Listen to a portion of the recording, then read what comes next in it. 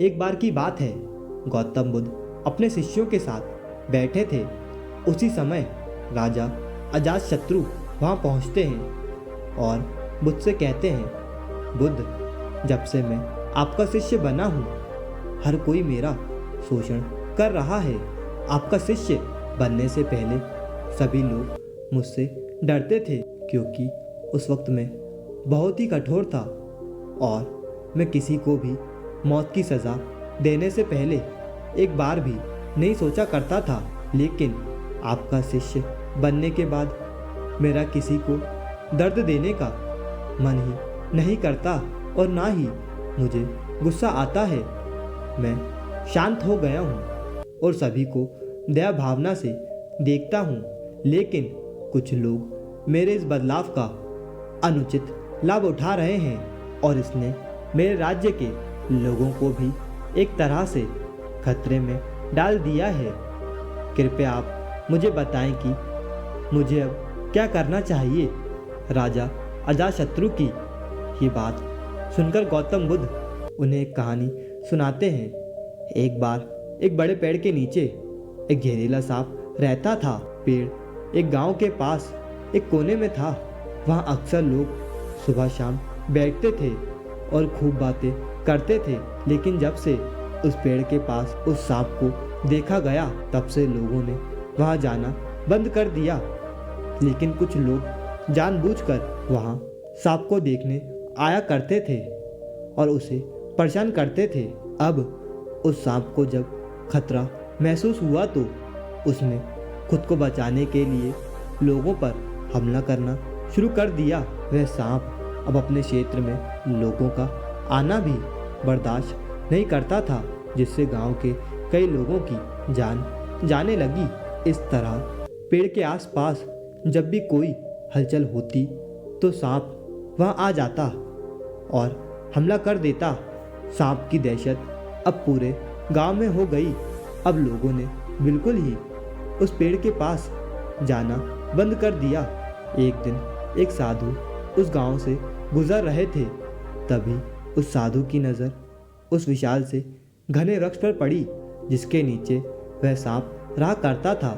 घने पेड़ को देखकर साधु के मन में विचार आया कि चलो इस वृक्ष के नीचे बैठकर कुछ देर ध्यान लगाया जाए। उसी वक्त गांव के कुछ लोग अपनी गाय लेकर घर की ओर जा रहे थे।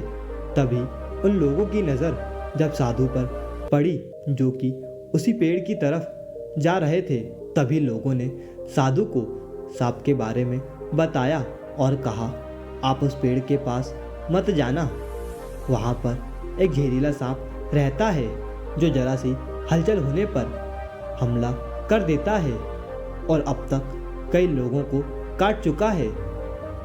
लोगों की ये बातें सुनकर साधु मुस्कुराए और उस पेड़ की तरफ चल पड़े। जगह को थोड़ा साफ करके जैसे ही साधु ध्यान करने के लिए बैठे, तभी सांप हलचल सुनकर साधु के सामने आता है और फुकार मारने लगता है। फुंकार की आवाज़ सुनकर साधु की आंखें खुलती हैं और वह सांप को देखने लगते हैं। वे सांप की आंखों में देखते हुए एक मंत्र बोलते हैं और मुंह से फूंक मारते हैं। तभी चमत्कारी रूप से वह सांप साधु से बात करने लगा। अब दोनों एक दूसरे की भाषा को समझ सकते थे। सांप साधु से कहता है, हे मनुष्य, क्या तुम मुझसे नहीं डरते? क्या तुम नहीं जानते ये मेरा क्षेत्र है और यहाँ आने की किसी की हिम्मत नहीं है? साधु ने कहा, मित्र, इसमें डरने की क्या बात है? मैं किसी चीज़ से नहीं डरता, क्योंकि जब मैं जीने का लाभ ही नहीं रखता तो मृत्यु से क्या डरना? सांप साधु की ये बात सुनकर चौंक गया, क्योंकि सांप की इससे पहले ऐसे लोगों से मुलाकात हुई थी जो उसको मारना चाहते थे या उसके डर से भाग जाते थे, लेकिन वह ऐसे व्यक्ति से कभी नहीं मिला था जो उससे नहीं डरता। सांप साधु से इतना प्रभावित हुआ कि वह साधु के चरणों में पड़ गया और बोला, हे प्रभु, आप बिल्कुल सही कह रहे हैं। आज तक मैंने जो कुछ भी किया अपनी जान बचाने के लिए किया। अपने क्रोध के चलते न जाने कितने लोगों की जान ले ली। इसके बाद साधु बहुत सी बातें सांप को समझाकर वहाँ से चले गए। साधु की बात से प्रभावित होकर सांप ने निश्चय किया कि आज से वो किसी को नहीं काटेगा। वह अपने क्रोधी स्वभाव को त्याग देगा और दूसरों को काटना बंद कर देता है। लेकिन इसका नतीजा उल्टा निकलता है। जब लोगों ने देखा कि सांप ने लोगों को काटना बंद कर दिया है तो लोग उसका फ़ायदा उठाने लगे और जो उससे दूर भागते थे वो उसके पास आने लगे और सांप को परेशान करने लगे। बच्चे उस पर पत्थर फेंक कर मारने लगे, जिससे सांप आए दिन हमेशा परेशान और घायल रहता था। वह बहुत दुखी था क्योंकि वह अपने जीवन का सबसे कठिन समय बिता रहा था। एक बार वह साधु फिर से गांव में आए। वह उसी पेड़ के नीचे बैठ गए। तभी साधु की नज़र जब दयनीय हालत में पड़े उस सांप पर पड़ी तो साधु ने उस सांप से पूछा, मित्र, तुम्हारी ये हालत कैसे हो गई? तुम इतने घायल और इतनी दयनीय स्थिति में कैसे आ गए? सांप ने कहा, जब से आपने मुझे अपने हिंसक स्वभाव को छोड़ने के लिए कहा तब से मैंने निश्चय किया कि अब मैं किसी पर हमला नहीं करूँगा। मैंने क्रोध करना छोड़ दिया और शांति को अपना लिया, जिसका नतीजा ये हुआ कि लोग मुझे परेशान करने लगे और दुर्व्यवहार करने लगे।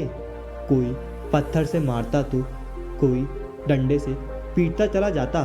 सांप की ये बात सुनकर साधु ने कहा, मित्र, मैंने तुमसे कहा था कि बेवजह दूसरों को मत काटो, लेकिन मैंने तुम्हें अपनी आत्मरक्षा के लिए हमला करने से नहीं रोका था।